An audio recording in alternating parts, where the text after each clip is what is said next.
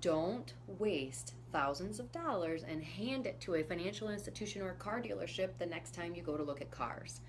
Instead, when you go to decide whether to lease or buy, ask yourself three simple questions. First, how long do I think I will own the car? Just in general, how long do you tend to own cars?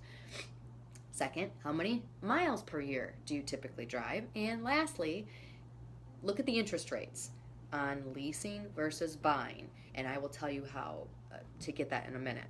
So, first, how long do you typically own a car? The reason why this is important is because if you turn over a car every few years, you get antsy and you get a brand new car every couple years, you don't want to be in the situation when you go to bring in your vehicle that you are underwater or you owe more than what it's worth.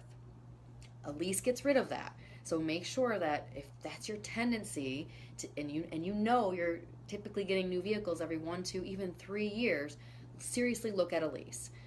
The second question was how many miles. If you tend to drive over 12,000 miles a year, a lease is not even something you should consider because paying overage when you go over those miles is a very serious expense. If you drive under 10,000 miles a year, a lease is something that you should probably consider because then you don't have to worry about being over. And make sure when you get that lease, you specify how many miles you're getting. And lastly, the interest rate. Any financial calculator on the App Store can calculate for you what the interest rate is. You could just ask them. You say, what's the interest rate on buying? What's the interest rate on leasing?